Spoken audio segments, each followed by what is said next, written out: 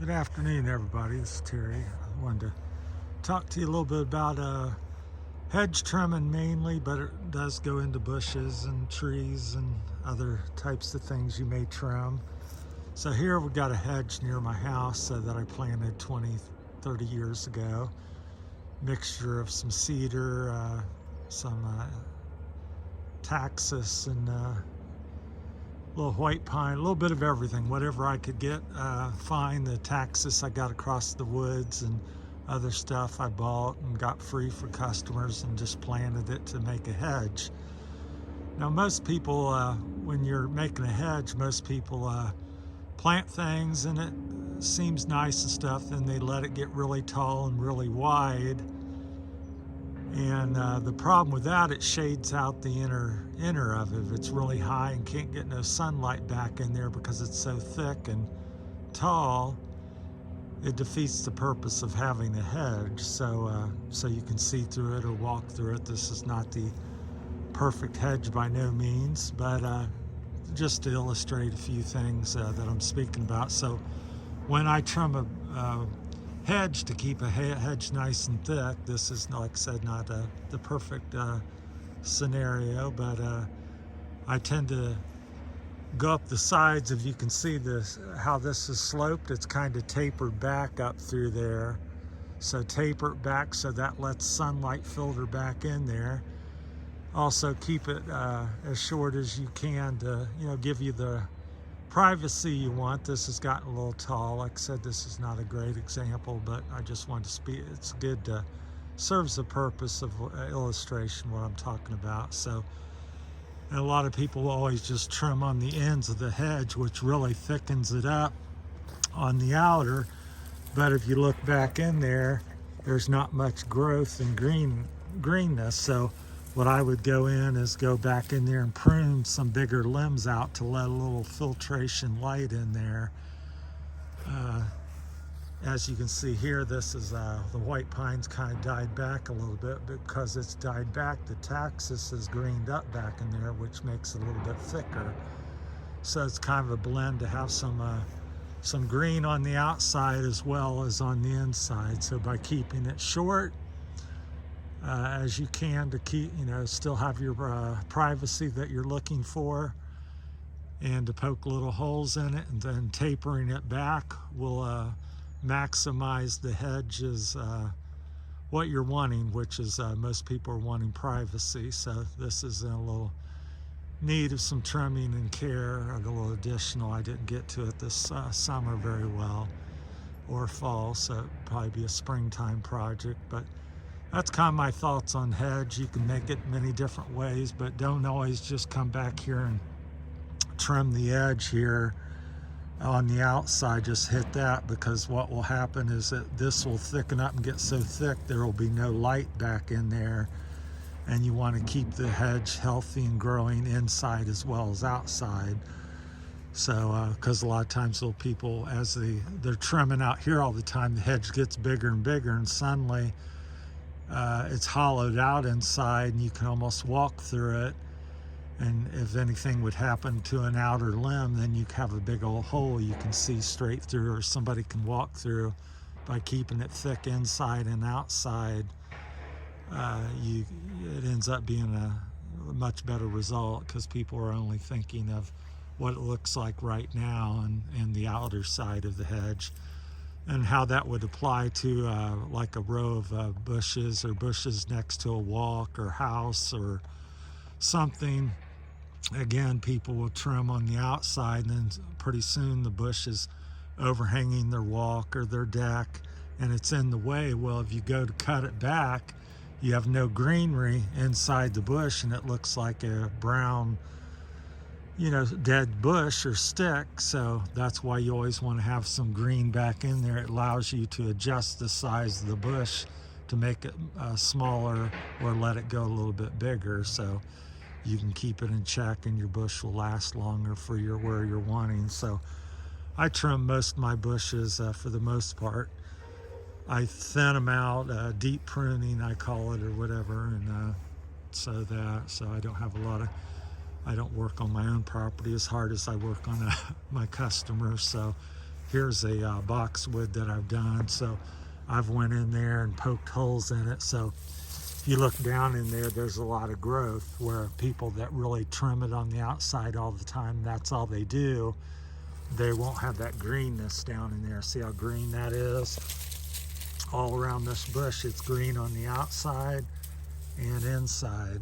And that allows me, if I decide this bush is too tall, I can cut it in half and still have a nice looking bush. It will have some greenery. Now, if I just trimmed on the outside all of the time and I decide I wanted to trim that in half, well, I'd have just a stick. There would be virtually no greenery down in it. So that's what I'm talking about. And I still kind of got that shaped a little round.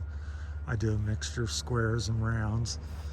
And then over here, I'll walk you around a little bit since we got a few minutes. Supposed to get a big snowstorm. Freeze and polar vortex coming down the next couple days, so it's going to go from about 45 to 2 degrees on Friday. So here's the taxus, and now I haven't done the deep pruning so much on these, but they're, still have some green down in there. And then these I've got kind of round with a flat top on them. So that's the key to having some of the keys to having a nice hedge is tapered on the sides. So lean it back, as I'll show you again here. If you look up through there, it's not just straight up and down, it's kind of tapered back. So that the purpose, again, that allows more sunlight in. Keep it thin, poke little holes in it from time to time. Don't allow it to get too wide as well. So if the hedge is 10, 15 feet wide, it will get thin down underneath, and that's what you don't want, because you've got a hedge for privacy 99% of the time. So this here on the end's thin because of this big tree up here. It's kind of shaded out. It gets a little thicker in the middle out through there. So this is probably a 150-foot long hedge that I've made over the years. Then here's another bush that I trim, and I'll try to show you some examples but you can see it's still green down there, but it's got a little dead, so it's getting a little shady. So that's why you try to poke some holes. Here's another one of them here. We'll look over here, see what it looks like. These I planted about 5 years ago or so. So one of my favorite bushes. I love the golden look, but you can see as it gets more thicker on the outside, it becomes thin on the inside, which is no problem unless you want to cut it back or something, and then you're not able to cut it as much as you can. So you got to be careful with the evergreens as well about trimming them. Here's a hemlock. I got that for free at a customer's house years ago and just put it in there. It needs sprayed a little bit, but that's a hemlock. Most common up in Canada. So, and then we'll get over here, this hedge here. I'll try to estimate it for you. I'd say we're in the neighborhood of about, I don't do as much on the other side. I lightly trim it, but like I said, it goes way up the road there, and it's probably about 12, 13 feet wide there. So it's gotten a little wide, so I'd recommend keeping as narrow as possible. This could be have kept a little bit narrower, but I can still reach. I'll show you some of the tools I use. I use my power pruner, pole trimmer. That's how I kind of reach the top. It does a pretty decent job. Or you can put a hedge trimmer blade on the end of your weed eater and do that, which I don't have, but I think that's a good decision. Here's some of the basic tools I use. I have a lock there, so that's where I'd go in and cut the back in there and poke little holes where it's thicker to let more light in to thicken the hedge. And then one of the main staples is my gas-powered steel hedge trimmer, the HS82, and then we got the hand trimmer. And then I would probably use my pole trimmer on this. Is what I've done over the years to kind of take off the top and let more light get down in there, because at the end of the day, I don't want to see that road next to my house. So, and as you can see, it's pretty darn private for a corner lot. So that's what you're wanting to achieve. So when people, your neighbors or a street in my situation, you can't see the cars and they can't see you, and gives you privacy, and plus as well as nobody's going to be walking through that or looking through that very easily. And so that's the idea behind hedges.